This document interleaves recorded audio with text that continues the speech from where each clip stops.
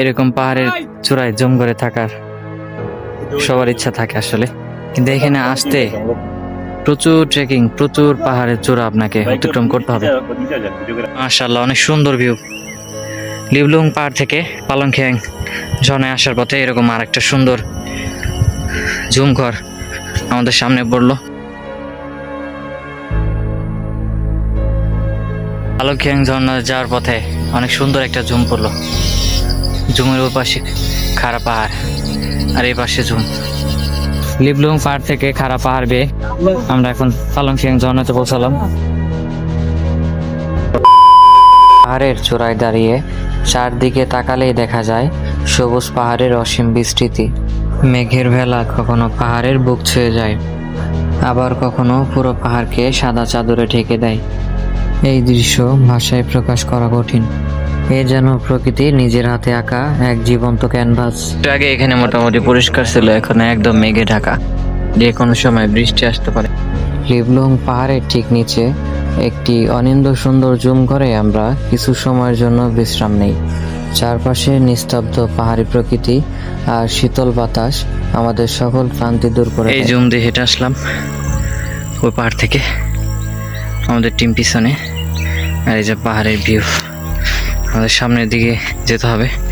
আমরা আজকে যাব পালংখ্যাং ঝর্ণার পাশে আমরা রাতে থাকবো, আমাদের টিম পিছনে। লিবলুং পাহাড় থেকে থানকুয়ান ঝর্ণা যাওয়ার পথে এরকম সুন্দর সুন্দর ভিউ আপনি দেখতে পারবেন, পাশাপাশি এরকম জুম ঘর দেখতে পারবেন, অনেক সুন্দর ভিউ। দাদারা কি শিকার করবেন?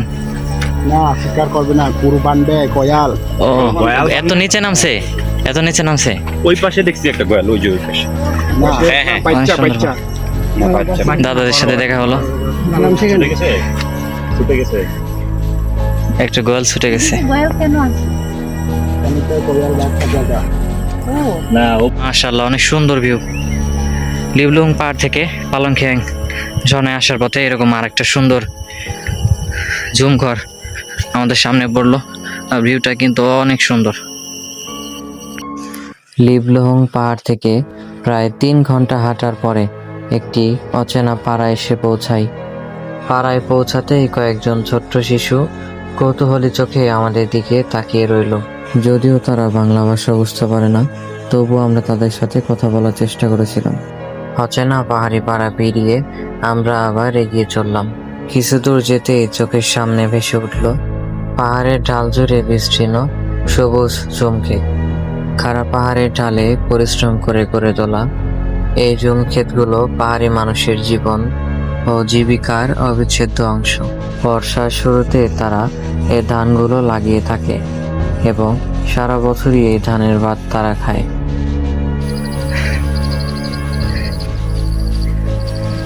লিবলুং পাহাড় থেকে পালংখ্যাং ঝর্ণা যাওয়ার পথে অনেক সুন্দর একটা জুম পড়লো।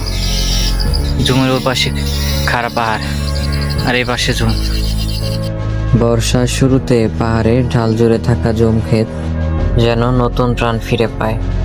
এই জুমক্ষেতগুলো যেন পাহাড়ি জীবনের সৌন্দর্য, পরিশ্রম আর প্রকৃতির সঙ্গে মানুষের গভীর সম্পর্কের এক জীবন্ত প্রতিচ্ছবি। সামনে হচ্ছে পালংখ্যাং ঝর্ণা, ঝর্ণার শব্দ শোনা যাচ্ছে আশা করি। আর উপরে হচ্ছে খাড়া একদম পাহাড়, অনেক উঁচু পাহাড়। আসলে এইভাবে দেখে কোনোভাবে বুঝতে পারবে না যে পাহাড়টা কত খাড়া। এই খাড়া পাহাড় থেকে নামলাম, প্রচুর খাড়া, আর উপরে অনেক খাড়া। খাড়া পাহাড় থেকে নামলাম, এই যে পালংখ্যাং ঝর্ণাতে আমরা এখন পৌঁছালাম। লিবলুং পাহাড় থেকে আমাদের গাইড বলেছিল পালংখ্যাং ঝর্ণায় যেতে সর্বোচ্চ 2 ঘন্টা সময় লাগবে, কিন্তু সেখানে আমাদের সময় লাগে 4 ঘন্টার উপরে। হচ্ছে পালংখ্যাং ঝর্ণা, অনেক সুন্দর ঝর্ণা মাশাআল্লাহ, মোটামুটি পানি আছে। 2 দিনের বৃষ্টিতে ঝর্ণাতে পানি পেলাম। অনেক মানুষ, ঈদের ছুটিতে অনেক মানুষ এখানে।